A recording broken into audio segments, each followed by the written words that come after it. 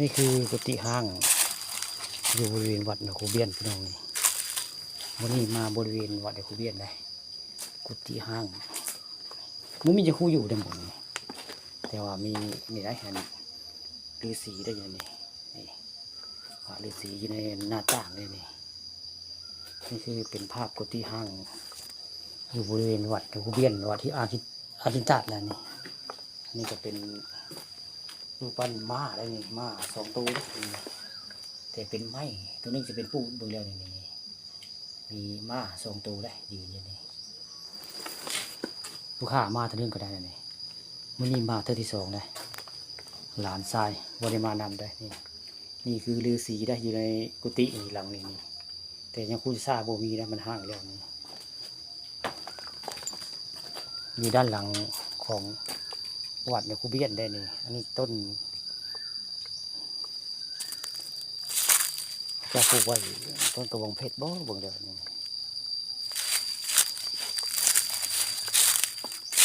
ตอนนี้กำลังสิไปพุ่นนะไปหอพระบาทพี่น้องหอพระบาทหอที่สองมีได้หมึงอย่างปนี้สิเห็นหอพระบาทนะรอยพระบาทรอยที่สองนั่งไปนี่ก็สิเห็นหอพระบาท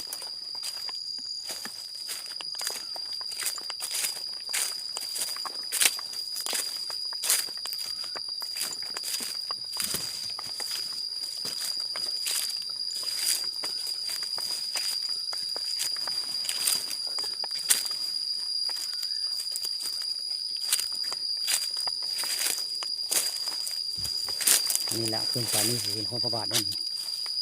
ปักไปเจอเลยหอพระบาทปักใหญ่ได้นี่แหละนี่ตัวนี้กำลังขึ้นไปได้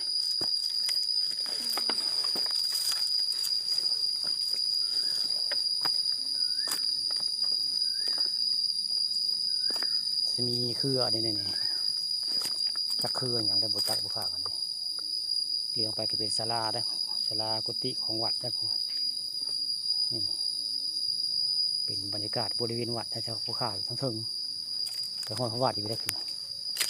นี่ห้องพระบาทมองนี่เป็นห้องพระบาททั้งทึงนี่เลยนี่แหละคือห้องพระบาทอยู่บริเวณวัดจะคูเบียนเลยรอที่สองได้นี่ห้องพระบาทรอที่สองเลยภูเขากับโบจักอันตบิดมีครูโบกแล้วมีรอพระบาททั้งทึงเลยเอาพาดรอยพระบาทมาให้เบิ่งมาชมเลยนี่คือเลี้ยวไปคือเป็นกุฏิจะชูคูจะซาทางใต้ของนี่หมุนคูอยู่ทางใต้แต่ทางเทิงนี่เป็นที่สูงนี่แหละคือรอยพระบาทสองเลยมีสองหอยได้อยู่บริเวณในวัดคูเบียนคูบีนี่คือรอยพระบาทวัดคูเบียนบ้านอ่างตำบลตาดได้มีสองหอยตรงนี้นี่แหละคือเป็นหอยที่สองนะหอยพระบาทวัดคูเบียนอ่างเก็บน้ำหอยตาดมีรอยพระบาทสองหอย